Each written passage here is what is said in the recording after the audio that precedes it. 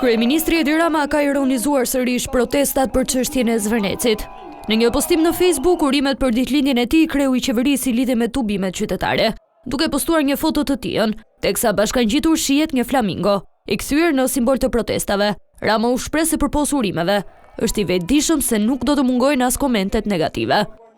Faleminderit për urimet e panumërta për ditëlindjen, e pamundur të përgjigjem të gjithave dhe prandaj po ju apërcjell këtu falenderimin, bashkë me ndjesën e mos përgjigjes në telefon. E më këtë rast faleminderit edhe për sharjet që nuk do të mungojnë më poshtë, sepse urrejtësit besnik janë prova më e sigurt që nuk po jeton kot. Ndërkaq, sot pritet të zhvillohet protesta në bulevardin Qendror, teksa aktivistë dhe qytetarë kanë bërë thirrje për pjesëmarrje masive. Përpos qytetarëve nga vendi, këtë të shtunë pritet t'i bashkohet tubimit edhe diaspora. Në pikën kufitare të Muriqanit kanë hyrë makina të shumta me flamuj kombëtar.